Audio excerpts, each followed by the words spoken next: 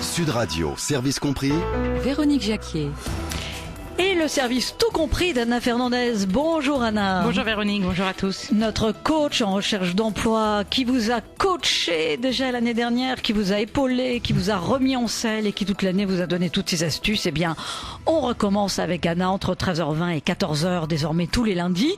Anna qui a son cabinet Energy Coaching à Paris. Et si vous voulez mieux la connaître évidemment, vous faites energycoaching.fr. Alors, c'est du service compris que d'arriver non seulement à lutter contre le chômage Anna, mais aussi à se dire comment je peux aussi évoluer dans mon job et comment je peux changer de job, parce que on vous demande des services pour ça aussi, c'est-à-dire je suis bien dans ma boîte mais là ça va pas, il faut que ça bouge. Voilà, pour la gestion de ce qu'on appelle nous la gestion de carrière, savoir évoluer, rebondir.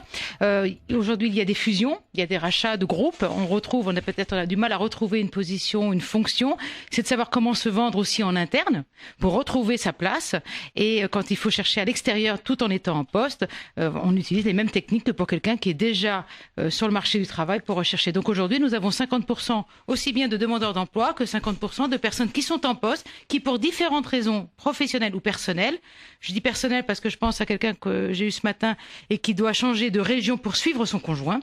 Donc du coup, elle est en poste, mais elle ne va démissionner que quand elle va trouver un nouveau poste dans la région où son mari a été muté. Donc vraiment, on peut apporter le même service. Il y a aussi la reconversion professionnelle. On consacrera des émissions, bien sûr, à ce sujet. Oui, la reconversion professionnelle et surtout également le premier emploi pour les jeunes diplômés ou non diplômés. Et vous avez aussi des stagiaires à coacher. Ça, c'est nouveau, évidemment. Il y a un tel chômage de masse, il y a un tel marché de l'emploi qui est saturé, que les parents vous envoient aussi des stagiaires ou qui vous envoient des candidats à l'alternance. Voilà, des étudiants qui ont besoin, voilà, c'est un peu nouveau, des étudiants qui ont besoin de trouver un stage ou une alternance, donc d'assez longue durée, en entreprise. Et nous utilisons les mêmes techniques pour se préparer à l'entretien d'embauche, même pour un stage, c'est vraiment la même sélection, le CV ou utiliser les réseaux sociaux. Tout à fait. Alors aujourd'hui Anna, votre service compris, c'est vos infos pour savoir comment réussir sa rentrée dans sa recherche d'emploi. Oui, parce que l'été se termine donc et septembre est généralement un mois de reprise pour le recrutement.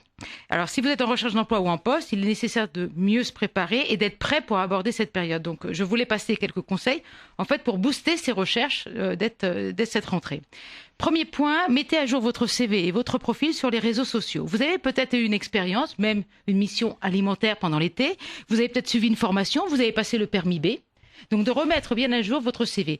Ça permet, d'avoir des informations à jour et de les remettre à jour dans les bases de données, qu'ils remontent, comme diraient les recruteurs, qu'ils soient en haut de la pile et non pas un ancien CV. Deuxième point, mettez en place une veille sur votre secteur d'activité. La veille a une double utilité. C'est rester au courant de l'actualité du secteur et donc des principaux acteurs, et d'être à la pointe aussi de l'information dans ce domaine quand vous passez des entretiens et que vous devez discuter avec des professionnels de ce secteur, qu'ils voient que vous êtes bien à la page d'une technologie, d'une progression, un nouveau marché qui s'ouvre, un nouveau potentiel de clients. Donc ça, vous avez cette utilisation, vous pouvez la faire à travers les réseaux sociaux qui vous permet de partager des articles souvent que l'on partage, qui sont pertinents. Donc ça, c'est très important. Un autre point, c'est envoyer, quand cela est possible, des candidatures ciblées. Donc c'est en lien avec le secteur d'activité. Préparez soigneusement vos candidatures spontanées en commençant par faire une liste des entreprises où vous allez postuler, qui sont intéressées par votre profil et non pas l'inverse. Je le répète depuis des mois, c'est très important de faire peut-être une première sélection déjà par secteur géographique et par type d'activité. En fonction de vos expériences professionnelles. Ça, c'est un point très important. Et affiner cette liste en prenant un maximum de renseignements sur chaque entreprise pour être au mieux pendant l'entretien. Pour tout ça, Anna, avant d'aller plus loin, il faut quand même avoir un mental de fer. Alors, le mental, c'est pas que le mental, j'y venais, c'était surtout l'organisation. Ah oui, voilà. Alors, et l'organisation, aussi bien du mental qu'une organisation matérielle. Il faut savoir réorganiser. Tout le monde reprend le travail ou l'école dans son entourage. C'est de savoir réorganiser un peu ses journées. Et de se dire, voilà, dès que je suis seule à la maison, ou si je ne suis pas capable de travailler à la maison parce que peur d'être perturbée par d'autres activités à la maison, partez dans une bibliothèque municipale, c'est gratuit, c'est silencieux, vous ne serez pas dérangé, même pas par le téléphone. Donc ce qui est important, en fait, c'est d'organiser au mieux votre emploi du temps. Donc il y a des temps de recherche, des temps pour aller faire des déjeuners réseau, des temps pour aller à des conférences, pour se mettre à jour de son secteur d'activité, et se dire que tout entretien passé, on doit en tirer des leçons. Pour garder, comme vous disiez Véronique, ce mental et se dire ne jamais lâcher. C'est-à-dire que je recommence. Il y a peut-être des candidatures que j'ai envoyées cet été. Je ne sais pas qu'est-ce que j'en fais. Est-ce que je les relance pas. Se reposer les bonnes questions et refaire un peu le point sur son tableau de bord pour suivre ses candidatures. Ce qui me permet de parler aussi, de profiter de la rentrée pour les salons de recrutement. Voilà, j'allais y venir. Oui. Là, c'est la rentrée. Donc, démarrage des salons. Démarrage entre maintenant et la fin d'année des salons de recrutement qui vous permet de vous entraîner à des entretiens de recrutement, à récupérer la presse spécialisée pour se mettre à jour du secteur ou de voir des offres et bénéficier de conférences sur des secteurs d'activité ou des techniques de recherche d'emploi. Là, dans tous les salons de recrutement, beaucoup de conférences sur les réseaux sociaux et c'est une mine d'or. On vous apprend toujours de très bonnes astuces. Vraiment, vous nous conseillez d'aller à un maximum de salons de recrutement ? Oui, alors, oui, d'un côté, pour récupérer de l'information, je reste mitigée sur les salons de recrutement pour passer des entretiens. Il faut savoir sélectionner avant d'y aller, ce que font mes clients. Ils sélectionnent les stands dans lesquels ils vont passer les entretiens. C'est-à-dire qu'ils ne passent pas toute la journée obligatoirement au salon de recrutement. Ils vont peut-être choisir 1, 2, 3 annonceurs et se dire, bon, peut-être ça va me prendre la journée, ça va me prendre la matinée, mais je ne vais qu'à ces stands-là. Vaut mieux être sélectif que croire que déposer son CV dans toutes les boîtes aux lettres de tous les stands va porter ses fruits. Mais ça veut dire que quand on va à un salon de recrutement, on n'y va pas les mains dans les poches, on a préparé avant son séjour au salon. Ah oui, et le séjour passe déjà par le physique, par l'apparence, par la tenue de travail. On vient pas en jogging et en polo. On vient en tenue de travail, encore moins en tongs. On vient en tenue de travail. On vient avec un CV sans faute d'orthographe mis à jour, avec un profil LinkedIn ou Viadeo mis à jour en parallèle et un discours rodé.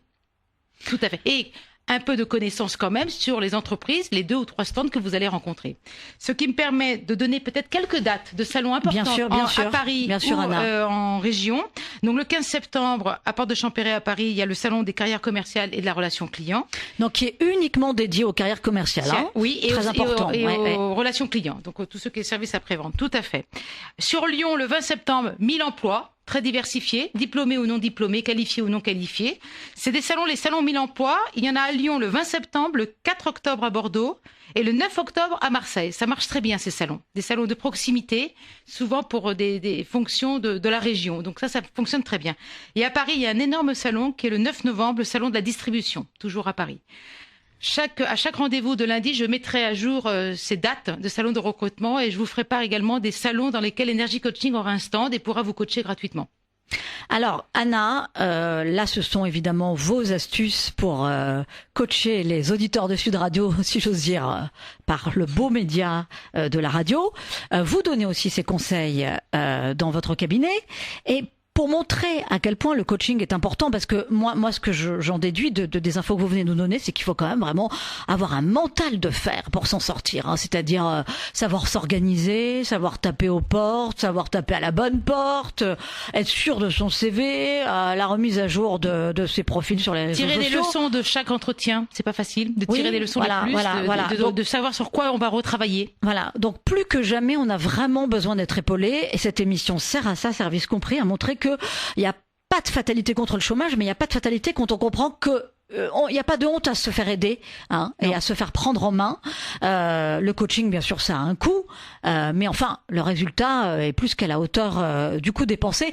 Un petit mot sur le coût du coaching ? Oui, alors le coût que nous proposons 4 à 5 séances individuelles, souvent espacées d'une semaine, et soit en direct à Paris, ou soit par Skype pour les auditeurs pour les clients qui sont en région. C'est 100 € chaque séance, c'est payable à la séance. Et nous, après les 4 ou 5 séances en tête-à-tête ou par Skype, nous accompagnons gratuitement jusqu'à trouver un poste. Donc aujourd'hui, c'est les résultats que nous avons où nos clients en moins de 3 mois trouvent un poste. Nous avons un accompagnement de proximité post-recherche, parce qu'on ne lâche pas, pour tenir ce mental haut, pour tirer des leçons des retours d'expérience et surtout pour les suivre, puisque souvent, ces clients, après, nous appellent 2 ou 3 ans après pour une reconversion ou pour des changements de poste ou pour gérer leur carrière au sein de la même entreprise dans laquelle ils ont été embauchés quelques années avant. Et la belle histoire de Service Compris avec cette lutte contre le chômage, c'est qu'il y a des auditeurs de Sud Radio qui ont retrouvé du travail, hein, qui ont écouté notre belle émission, qui ont appelé évidemment, que vous avez coaché et qu'on a eu à l'antenne, qui ont témoigné soit de leur reconversion professionnelle, soit de leur fils qui a trouvé un stage, soit de madame ou monsieur qui a retrouvé un emploi. Alors, pour être dans une tonalité résolument positive, le témoignage de Shao Yang. Bonjour Shao Yang. Bonjour madame. Vous êtes une jeune diplômée chinoise. Vous avez 25 ans, c'est ça? Tout à fait. Vous avez un bac plus 5. Vous êtes chef de projet industrialisation en recherche. Alors, en recherche de quoi? En fait, avant de rencontrer Madame Fernandez, j'avais une petite expérience dans le domaine de la joaillerie. Donc, à la base, je voulais chercher un poste qui restait dans l'ambiance de luxe un peu. Et Madame Fernandez m'a beaucoup aidé pour la recherche. Aujourd'hui, je suis déjà en poste. Voilà, donc vous avez eu affaire à Anna Fernandez qui vous a coaché et vous avez trouvé grâce à elle un CDI dans une maison de luxe, c'est ça? Récemment? Oui, récemment. Récemment. Alors, vous aviez besoin de vous tourner vers le coaching, pourquoi? Parce que quel était le fondement de votre démarche? En fait, après que j'ai terminé mon CDD de chez mon précédent entreprise, j'ai commencé à rechercher. Tout au début, j'avais pas pensé à chercher un coaching. J'avais commencé à chercher, à envoyer des CV, postuler sur Internet comme tout le monde. Et au bout de 1 mois et demi, je me sentais un peu perdue. En fait, je fais quelque chose très mécanique que tous les jours, je postule, mais je reçois pas beaucoup de réponses, sauf que j'ai quelques entretiens, mais après ça tient pas. Au bout d'un moment, est-ce que vous aviez pensé, est-ce que seul vous aviez pensé à chercher dans le secteur du luxe, parce que c'est vrai que les Chinois sont très friands du luxe à la française, donc là vous pouvez vraiment apporter une expérience, et puis vous avez la langue déjà, hein?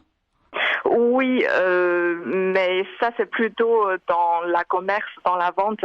En fait, ce que je faisais et ce que je fais aujourd'hui, c'est plutôt dans le milieu de l'industrie du luxe. Donc, au niveau de la langue, il y a un peu moins d'avantages que dans la commerce, la vente. Donc, vous n'avez pas capitalisé en fait sur vos origines chinoises par rapport au poste que vous occupez maintenant. Vous avez capitalisé grâce au coaching. C'est ça. Oui, en fait, c'est ça. En fait, c'est Madame Fernandez. En fait, elle m'a montré qu'il y a une méthodologie à faire pour la recherche d'emploi. C'est pas quelque chose qui tombe au hasard, qu'on a un coup de chance, qu'on se fait appeler, on a un entretien, non pas du tout.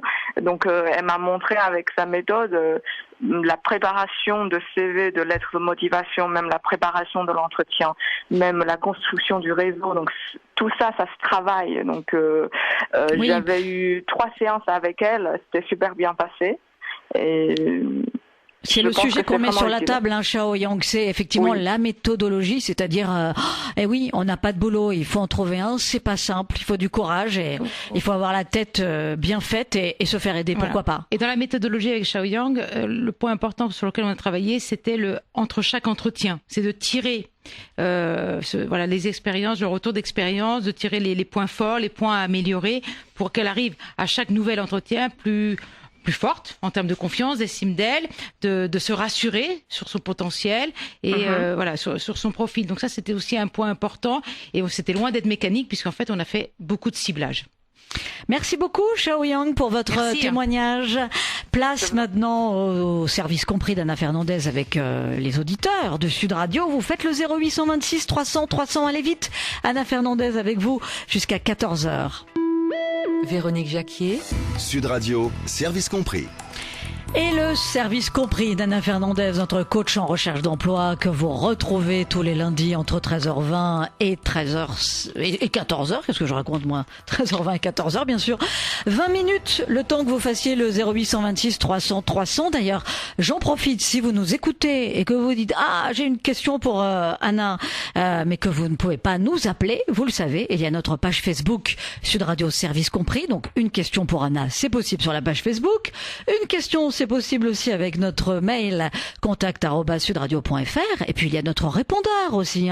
Si l'émission vous donne des idées et que vous voulez qu'on aborde un thème, vous n'hésitez pas, le 0826 300 300 ce soir, et vous laissez un message. Évidemment, on vous recontacte. Voilà, tout ça, c'est du service compris pour vous apporter le maximum d'informations et vous aider à trouver des solutions quand vous rencontrez des problèmes. Alors, on accueille Joséphine qui a fait le 0826 300 300. Bonjour Joséphine.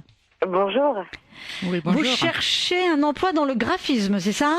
Exactement. En fait, pour tout vous dire, j'ai envoyé beaucoup de CV cet été, voire jusqu'au 20 août, le dernier courrier, et je me demandais, est-ce que c'est le moment pour me relancer de nouveau? Alors concrètement, pendant l'été, faut le savoir, en France, plus ou moins à partir de fin juillet jusqu'à peu près fin août, ça se calme nettement en termes de recrutement. C'est-à-dire que les recruteurs sont en congé, c'est des personnes qui prennent aussi des congés.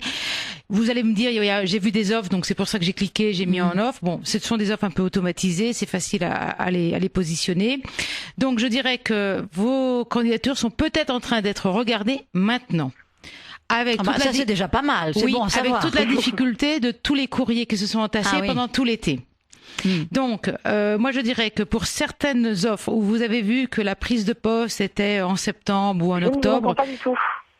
Ah, vous m'entendez là? Ah oui, là c'est mieux. Allez-y. Oui, je Anna. disais que pour les candidatures envoyées, les candidatures qui étaient à remplir, à postuler pour septembre ou octobre, je dirais c'est peut-être intéressant de pouvoir les relancer là dans quelques jours maintenant. Pour celle-là, oui. Celle qui était un peu plus ancienne, de juillet, début août, je suis pas sûre que elle soit toujours réelle. Et deux, si peut-être en les mettant comme ça, c'est plus des offres d'automatisme que des réelles offres, je pense, par mon expérience. Donc plutôt regarder. Mais regardez. Donc ça c'est une bonne info, Anna. C'est que finalement, les candidatures de l'été, ça vaut pas grand-chose.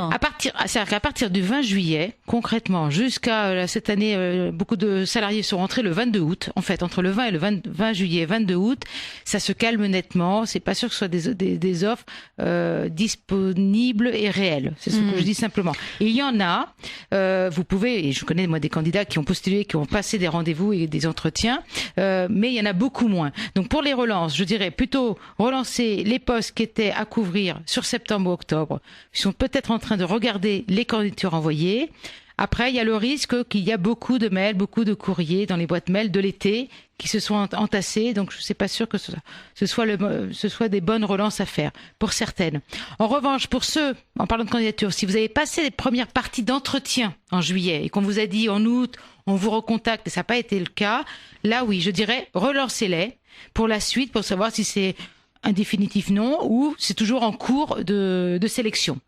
Joséphine, vous avez bien noté le service compris d'Anna Fernandez, c'est-à-dire ses conseils? Oui, rien n'est perdu pour moi, ça veut dire, c'est bien. Je suis contente. Tout à fait, oui, tout à fait. On vous embrasse, Joséphine. Merci. Passez une belle journée. après-midi. Oui, passez une belle après-midi à l'écoute de Sud Radio. On accueille Anthony qui a fait le 0826 300 300. Bonjour Anthony. Bonjour à tous. Allô. Alors, on vous écoute Anthony. avec Anna. Vous Oui, avez bonjour. 26 ans, c'est ça? 26 ans exactement, et au chômage, et des difficultés à trouver un emploi après un master en communication. Je vous explique rapidement mon parcours. Bien sûr, bien sûr. Alors, oui, j'étais en alternance et ça s'est pas terminé, ils n'ont pas pu me garder l'entreprise où j'étais par faute de moyens, et j'ai décidé de me lancer dans l'aventure entrepreneuriale. Ça m'a pris pas mal de temps, un peu plus d'1 an. Et finalement, ça n'a pas abouti, faute de fonds nécessaires, faute de moyens. Et mon chômage arrive bientôt à terme, et j'ai des difficultés à décrocher des entretiens, si vous voulez. Alors je ne sais pas si ça vient de mes lettres de motivation ou de mon CV ou quoi, mais voilà. Pour quel poste vous postulez, Anthony? Chargé de communication. D'accord. Et l'alternance, vous l'aviez fait dans quel secteur d'activité? C'était un master en communication spécialisé en digital marketing. D'accord, mais le secteur d'activité de l'entreprise qui vous avez reçu en tant qu'alternant? C'était les logiciels informatiques. D'accord. Et a priori, vous postulez... D'accord. Alors, à quel type de poste ou de secteur d'activité? Donc, poste chargé de com, le secteur d'activité, oui. je m'attarde pas parce que je suis quelqu'un d'assez curieux et j'aime bien découvrir des nouveaux secteurs, etc. Donc, je cible aucun secteur en particulier. Après, je cherche des postes de chargé de communication, parfois avec des spécificités avec ma spécialité de mon master en digital marketing. D'accord. Bon, on est d'accord tous les deux que vous pouvez entendre que les recruteurs seront intéressés par votre profil, surtout ceux dans lesquels vous avez déjà une expérience du secteur d'activité. Évidemment. Oui. Voilà. J'entends bien qu'on est tous très polyvalents et qu'on aimerait pouvoir changer de secteur d'activité, mais là, pour une première expérience, Il ne faut pas jouer la polyvalence. Peut-être pas. Pensez plutôt aux concurrents de la société dans laquelle vous avez passé votre alternance dans le secteur d'activité, aux clients ou aux fournisseurs. Vous voyez ce que je veux dire ? C'est de vous mettre de l'autre côté, en fait.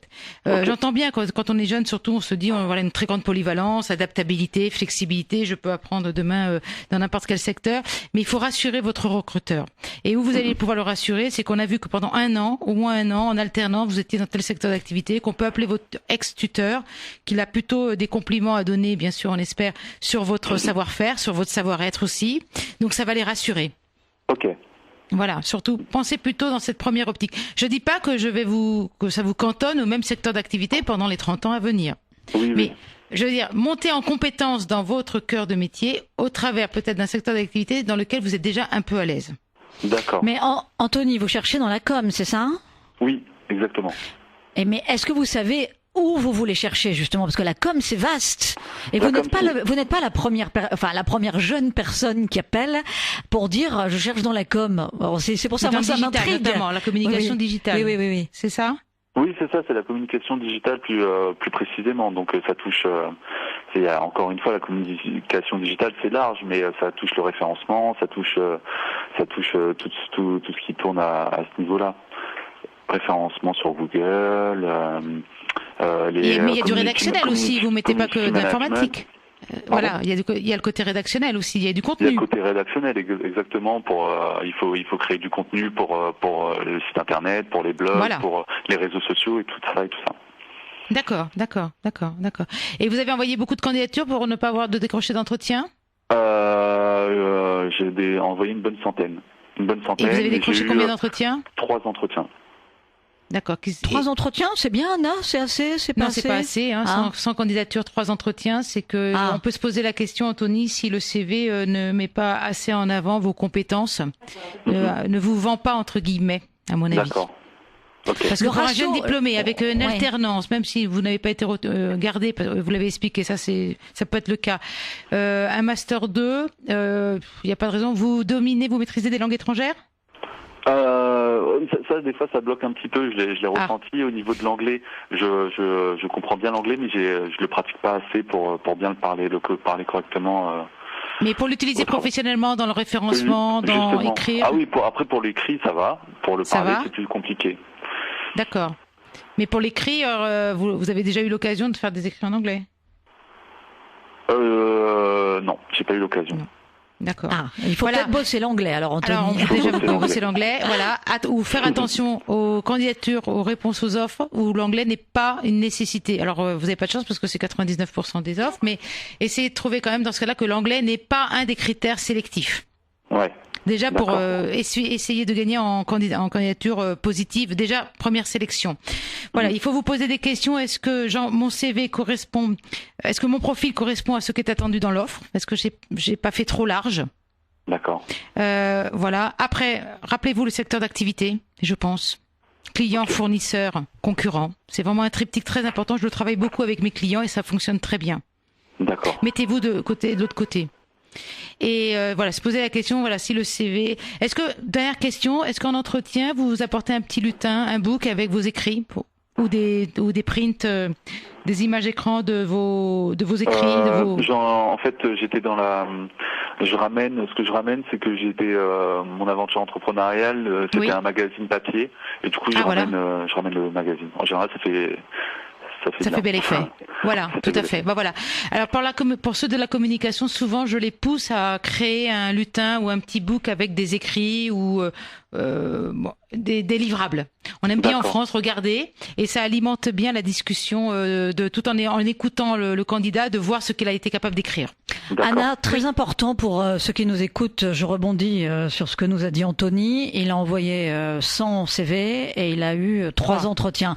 Le bon ratio, c'est quoi ? On envoie, d'abord, c'est pas la peine d'envoyer son CV, c'est ça ? Voilà, c'est première question. Alors, le ratio idéal, c'est quoi ? Nous, notre objectif avec nos clients, c'est que sur 10 CV, ils en aient 8 ou que ça lève des entretiens. C'est le résultat que nous avons. Oui, 10 CV, ça suffit, mais 8 bonnes pêches. Voilà, 8 bonnes pêches, voilà, c'est ça. Et après, dans les 8 bonnes pêches, le but, c'est au moins d'en réussir, bien sûr, un minimum, évidemment, mais d'avoir peut-être le choix sur 2. Mais sélectionnez plus. Moi, des chiffres comme ça de 100, vous m'auriez dit 100 en 6 mois, je veux bien, mais si c'est 100 en quelques mois, je sais que c'est très facile de faire clic, de postuler à cette offre. On déculpabilise, on se dit voilà, je peux montrer à mon entourage, à moi-même que j'ai postulé. Mais si c'est pas bien postulé, si c'est pas bien ciblé, ça ne sert à rien. Sauf en mental et en confiance à se faire baisser parce qu'on se dit, vous voyez, j'ai envoyé 100 et je n'ai rien.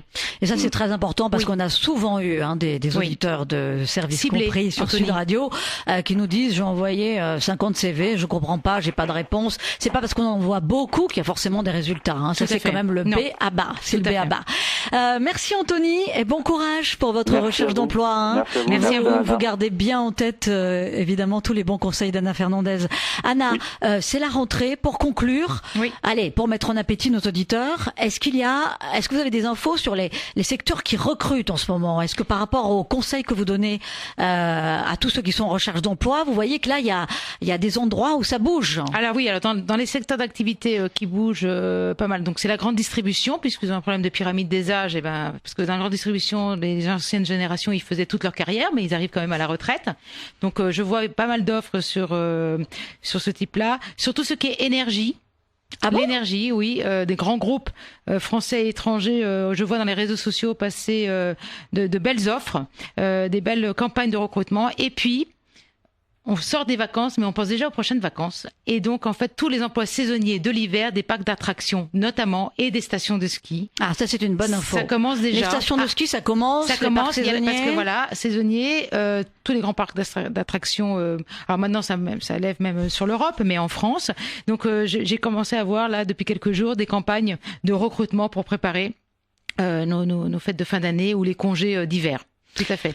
Donc, on va dire, il y a la restauration, l'hôtellerie, le tourisme. Toujours ça. Toujours. La grande distribution, l'énergie. Voilà. Et j'ai vu 2 grands groupes automobiles, pareil. Mais ils sont en train de renouveler. Et puis, il y a des délocalisations pour certains groupes qui partent de Paris en région. Et tous les collaborateurs ne peuvent pas suivre. Donc, il y a un fort recrutement pour certaines régions, je pense à l'aéronautique et au naval. Et je me mets à la place des parents qui nous écoutent. Le cas d'Anthony, là, 25 ans, qui cherche dans la communication digitale. C'est très à la mode, mais là, ça bouge. C'est un secteur d'activité qui recrute vraiment. Ça bouge, si on sait bien se vendre, si on cible bien, et il faut qu'à chaque fois... Pour moi, tout poste, parce que si on regarde un peu notre portefeuille de clients, nous avons tous les métiers. Et ils trouvent bien un travail. C'est parce qu'on a travaillé sur le ciblage, qui est très important, et de savoir qui on intéresse. Je le répète, ça va devenir un proverbe, mais c'est vraiment, je me pose la question, c'est qui j'intéresse et pas où je veux aller. Et vous allez voir que tout change dans l'envoi du CV, dans l'envoi du mail de motivation. Dans les réseaux sociaux, c'est comment on se présente et qui on suit comme groupe de discussion, comme influenceur et comme entreprise. Le super service compris d'Anna Fernandez sur Sud Radio. Merci Anna, on vous retrouve lundi prochain. Vous avez le thème de l'émission? Alors oui, lundi prochain. Ça peut mettre en appétit nos auditeurs. Tout à fait. Alors lundi prochain, c'est ma collègue Raphaël Adalo qui sera là et qui va vous parler de à quoi cela me sert-il de me faire coacher. Ah d'accord, voilà. Vaste question, à quoi ça sert de se faire coacher. Vous réfléchissez, vous qui êtes à l'écoute, et vous pouvez évidemment nous laisser vos questions sur Facebook, sur la page Sud Radio Service Compris. Dans un instant, bien sûr, les infos de 14h. Et demain, le programme dans Service Compris, la dématérialisation de votre bulletin de salaire. Vous n'allez pas y couper début 2017. Toutes les infos et vos questions pour Isabelle Defoucault, notre journaliste éco et conso du Figaro. Et puis 13h20, vous retrouverez notre expert en crédit immobilier Laurent Debatz, la renégociation de crédit immobilier plus que